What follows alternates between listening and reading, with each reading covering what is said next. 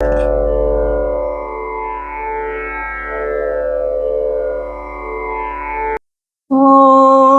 Shri Paramatmane Namaha Atha Dashamodhyayah. In the last few shlokas of Bhagavad Gita, chapter 10, Bhagavan Krishna said that I am the source of all, and from me everything evolves. And a person who understands this and one who is wholly absorbed in me, without any other desires, when he completely concentrates his mind on me, then I give him the power of discrimination. And by that, he will attain me and he will merge with me. And that's the liberation for that bhakta or jiva. Hearing all this, Sri Arjuna asked Bhagavan, now explain to me about all your vibhutis, that is, all your powers and manifestations, completely without any reserve. You are that Paramatma, you are Parabrahman, you are all pervading. Now, make me clear about that. I want to hear about your sweet words, so explain me elaborately about your vibhutis. And for that, Bhagavan Krishna, from this shloka, that is shloka 19 of chapter 10, Bhagavan Krishna explains about his vibhutis. Now let us see what Bhagavan Krishna tell about himself to Sri Arjuna in this chapter.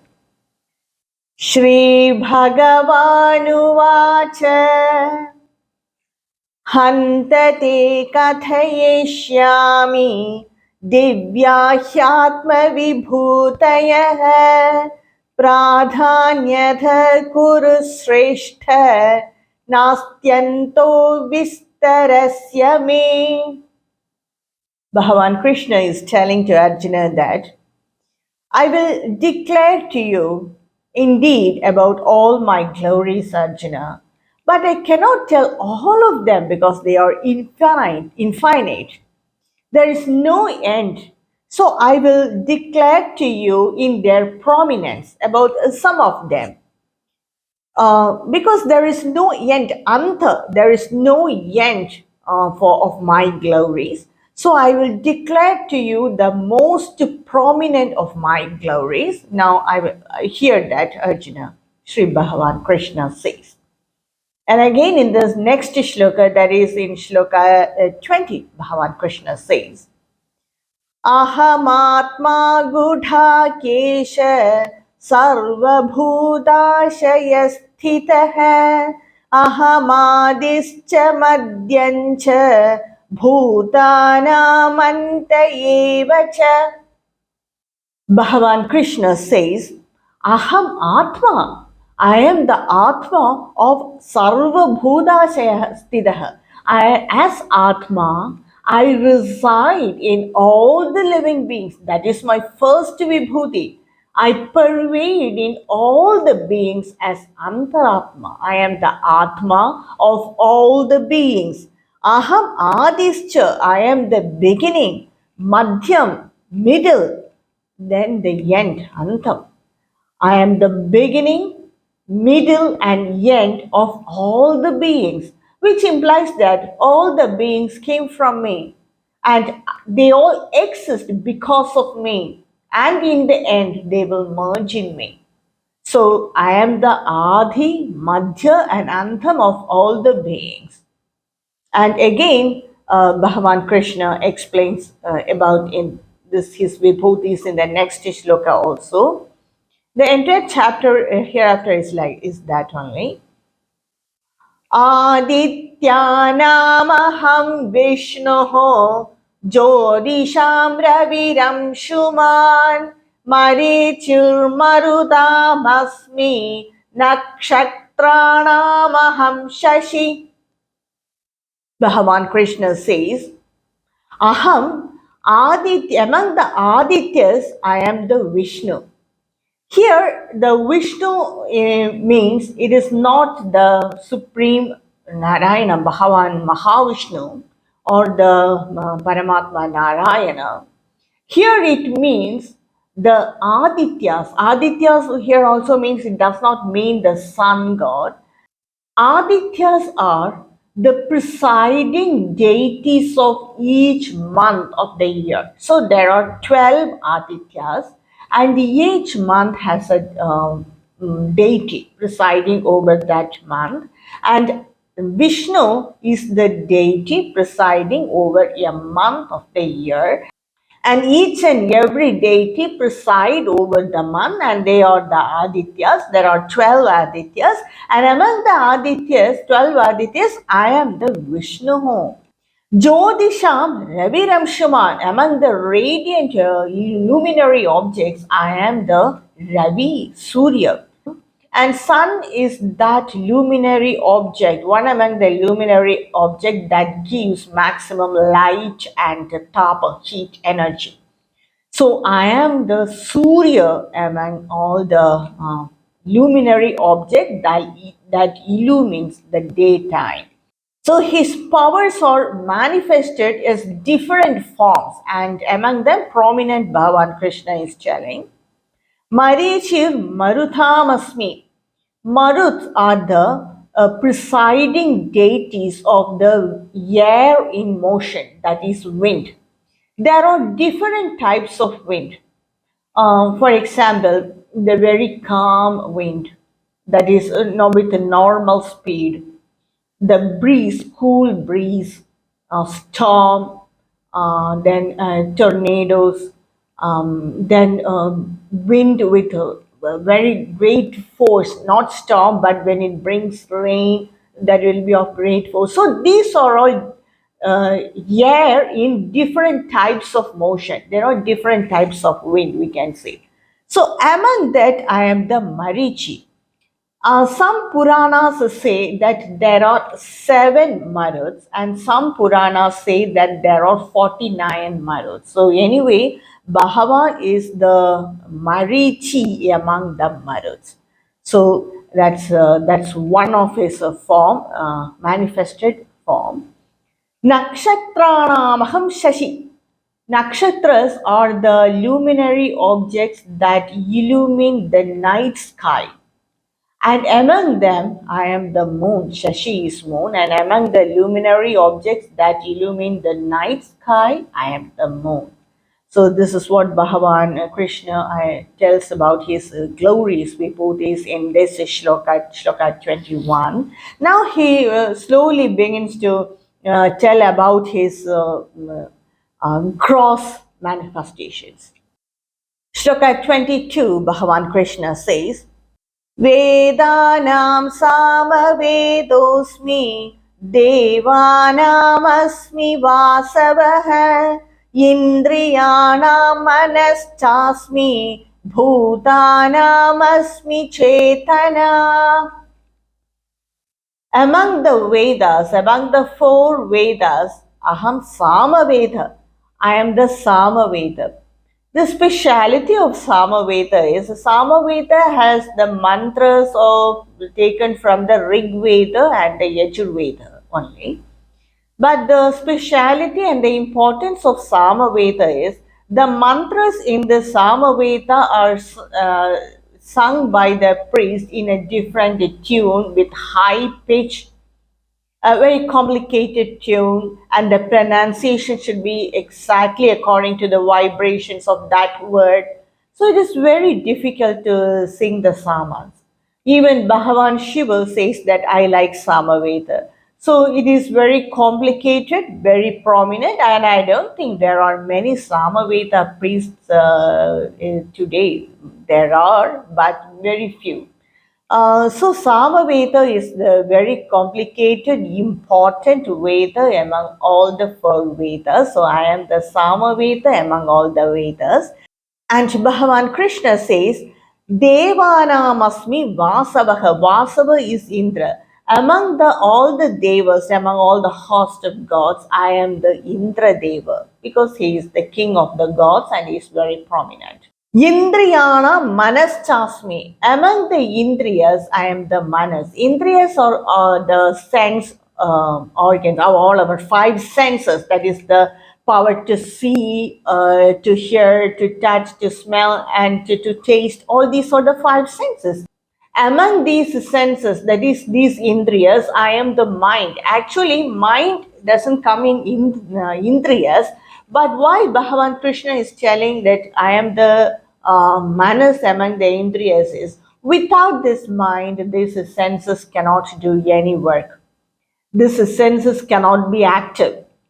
When our mind is not applied, even when we see something, we are not seeing.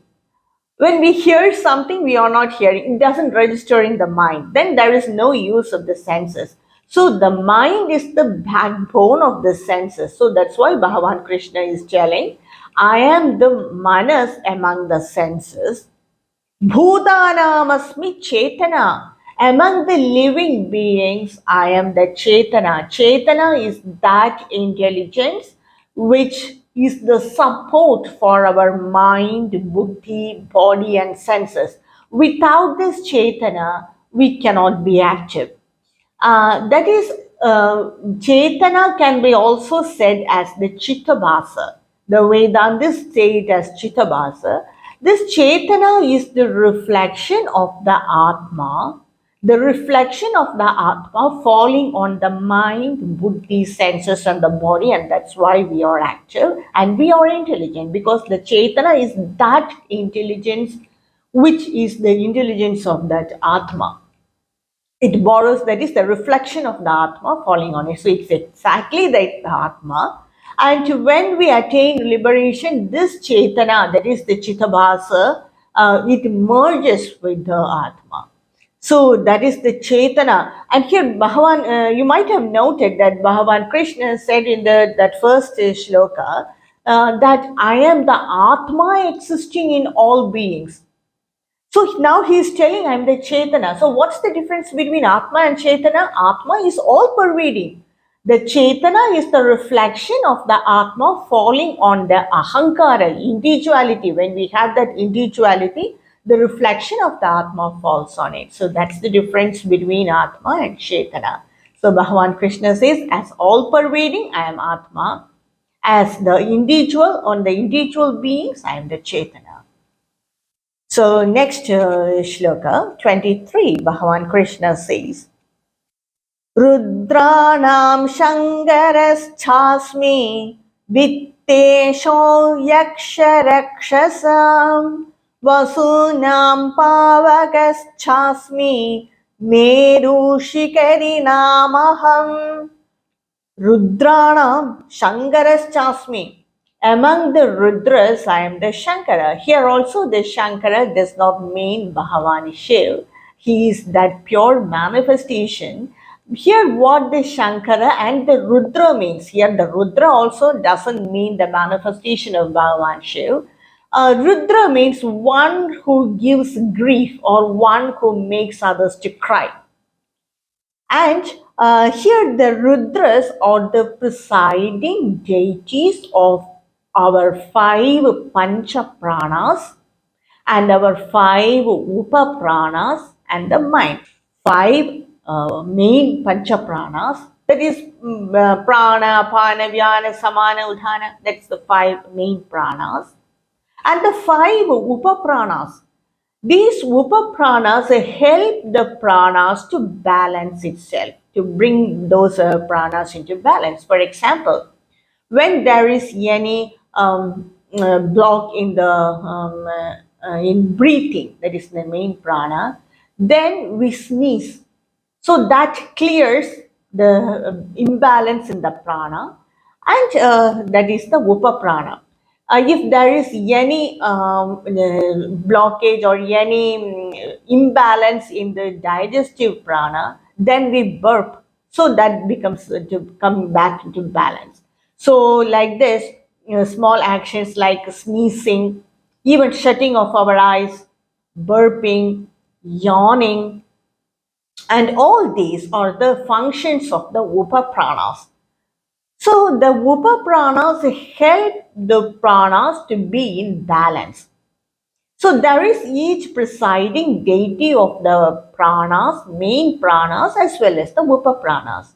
And mind helps or supports the pranas as well as the upa-pranas. That's why when we do pranayama, the mind will be balanced.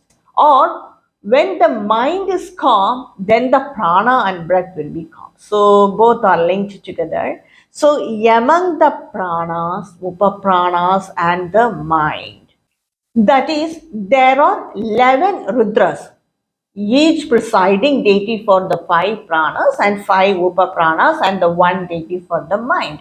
So there are 11 Rudras. Among this Rudra, I am the Shankara. That is that presiding deity, one of the presiding deity. And why these pranas and upapranas, that deities are called as Rudra? Because they give pain and misery for that jiva when that jiva goes out of the body. And Shankara is the presiding deity of the Apana Vayu, because it's the Apana Vayu that it takes the jiva out of the body. So that's the prominence of this Rudras. So among the Rudras, I am the Shankara. And Bhagavan Krishna says, Vetesha. Vetesha means Kupera. Among the Yakshas and the Rakshasas, I am the Kupera. Yakshas are we cannot say them as divine beings, but they are not human beings also. You can say them as divine spirits. The Yakshas, they guard our wealth and property. That's why some businessmen, they worship the Yakshas. So they guard them. So here the Kupera is that god, that is the prominent god among the Yakshas. And the Rakshasas also, they too guard the wealth, but in a very cruel way. If we worship the Rakshasas, then they will guard our wealth, but they will get back our life itself. So no one will worship Rakshasas. People who have tamasic nature, they may be inclined to worship the Rakshasas. So among the Yakshas and the Rakshasas, I am the Kupera, who is the king of the Yakshas. And in the next line, Bhagavan Krishna says, Vasuna Pavakas Chasmi. Pavaka means the fire. The other name of fire is Anala.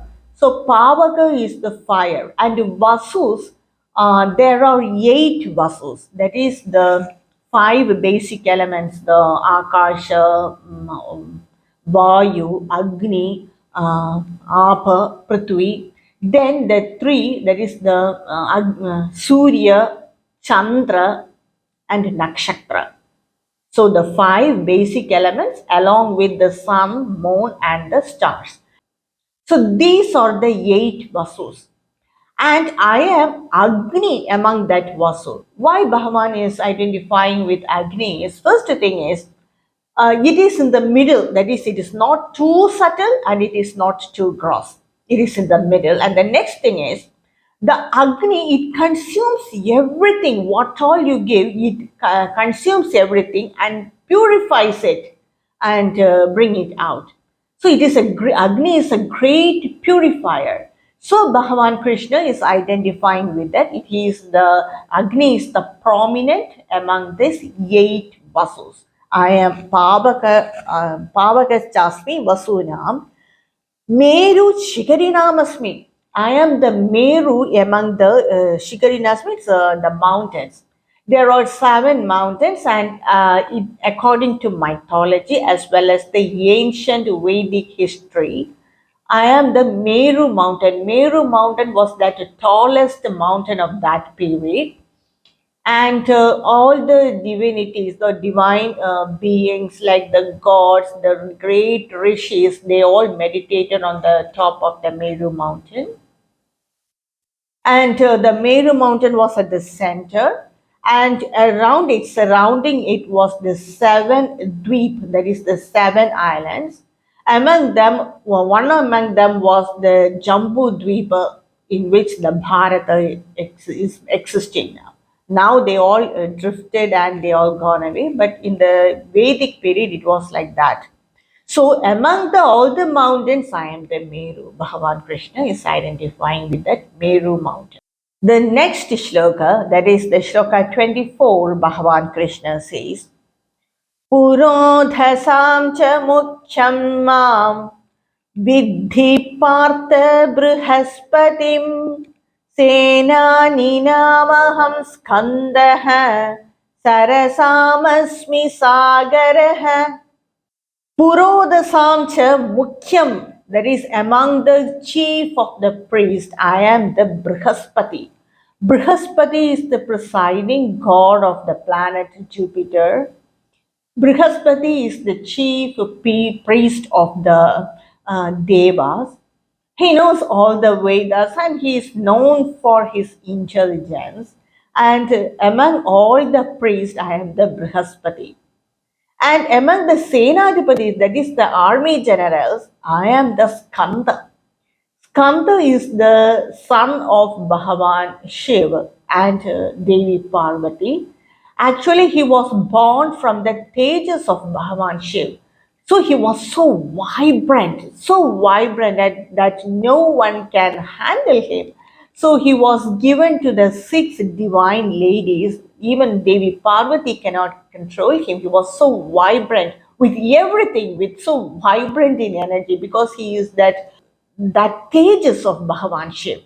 So the six divine ladies, they just pampered him and brought him Bhagavan Skanda. And Bhagavan Skanda is a great warrior. Great warrior. He was the army general of the Devas. Bhagavan Skanda is also called as Kartikeya, Subramanya, Murugan, Arumugan. So these are all the different names of Skanda, the great army general. The importance and the prominence of Skanda Deva is he is complete with intelligence and he is the great wielder of many weapons.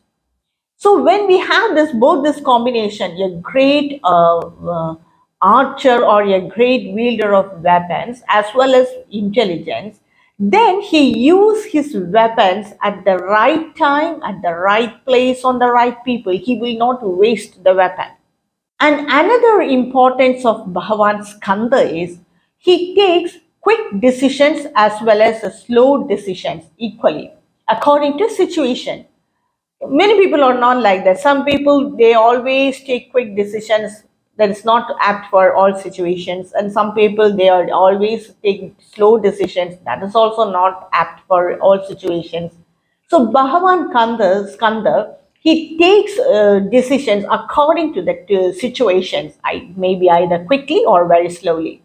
And another thing is he has great confidence, and the importance of the people who have great confidence is they just discuss with everyone. They receive and respect all their ideas and they take their own decision, which implies that doesn't mean that they hear everyone and they go their way. No, it's not like that. They also consider and include the decisions of others. At the same time, if something goes wrong in the other's decision, that responsibility the leader will take. They will not blame that person because you said I did it, or just ignoring them and going their own way. No. The people who have really confident, when they are really confident of their knowledge, they take decisions like this. They consider all the others' decision and take a decision based on all the others' opinion. And they take responsibility if anything goes wrong. And if it is a success, they give the success for all. So it's a great quality of an army general as well as a leader too. Another great quality of Skanda is he just brings everyone together and get work from all of them, instructing them at the same time, not dominating them. So that's a great quality of a leader. So all these qualities Bhagavan Skanda has. And a great Purana itself is written on the qualities and the leelas of Bhagavan Skanda. So among the army generals in this world, I am the Skanda, and it is also said that Skanda is the another manifestation of Sanat Kumar, and that's why he is perfect in knowledge, and he came from Bhagavan Shiv. So among the Senadipatis, I am the Skanda. Sarasamasmi Sagaraha. Saras means the lake, that is the natural reservoirs. The ocean doesn't flow. So among the natural reservoirs, I am the ocean. So that Bhagavan Krishna says. The next shloka, that is shloka 25, Bhagavan Krishna says, Maharshina Bruguraham Giramasmyekamaksharam Yajnanam Chabayajñosmi Stavaranam Himalayah. Among the Maharshis, I am the Bhrigu Maharshi. And the importance of Bhrigu Maharshi is Bhrigu Maharshi went to his father and he accepted his father as a guru to learn Brahma Vidya. And the teaching of Brahma Vidya by the guru of Bhrigu Maharshi and Bhrigu Maharshi, that dialogue that is formed, and that is the third part, that is the third Valli, that is the Bhrigu Valli of the Taittiriya Upanishad.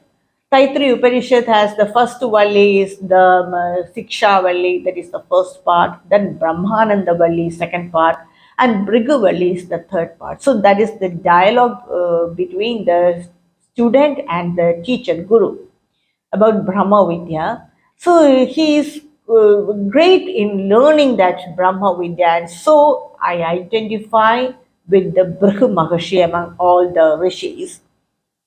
Gira means the word.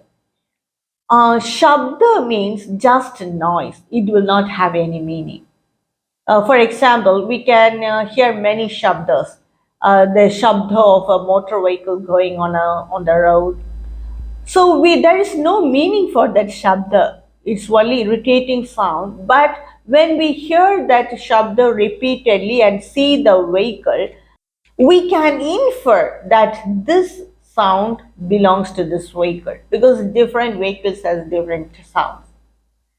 So directly the sound doesn't give you any meaning, but we can infer meaning to that sound. But a word is not like that. That shabda with meaning is the word, that is the gram word. And it is a combination of many letters also. The word will not be of a single akshara. It's very rare. It has many compound letters. But here Bhagavan Krishna is telling, among all the words, I am the single akshara. That is the Omkara. Among all the words, I am that word Omkara. The Shabda of that gives great meaning, deep meaning. So I am among the words, among all the words, I am the Omkara. Ekam Aksharam Omkara. Yajnanam Jaba Yajñosmi. That is, among the Yajnas, I am the Jaba. Japa, what is so speciality with Japa is we do many yajnas. Mostly these yajnas are the physical work. We chant mantras, we put all the samagris in the homa or the yajna. Among all the yajnas, Japa is the supreme because only by Japa the mind gets transformed. The evil qualities of the mind will be erased only by japa because japa is the exercise of the mind, exercise or practice given for the mind. So, among all the yajnas, I am the japa yajna. Stavaranam Himalaya. Among the immovable objects or beings or the immovable creation of mind, I am the Himalaya. Himalaya is known for its divinity. It radiates divinity. That's why even today many people go there for to meditate. And there are many mountains all over the world. There are so many mountains. And what is a mountain? It's only the combination of rocks, mud, some trees, maybe water there, and covered with snow, sometimes not with snow, covered with the trees. But the prominence of Himalaya is it radiates divinity. All the mountains in this world are the manifestations of Bhagavan. I think some mountains are even beautiful than the Himalayas, but it's only the Himalayas that radiates divine energy. It radiates divine energy. We may say that around the Switzerland or Austria, the beautiful Alps, but they are beautiful. But Himalayas, it's so beautiful and yet it radiates divine energy. That's the speciality of the Himalayas. And among the immovable beings or objects, I am the Himalayas. Bhagavan Krishna identifies himself with the great Himalayas. So, with this, I take a break and continue with the rest of the shlokas of this chapter in my next video. Yatra Yogeshwarah Krishnah Yatra Partho Dhanurdharah Tatra Shri Vijayor Bhuti Dhruvani Tirmatir Mama Om Shri Krishna Pranamastu.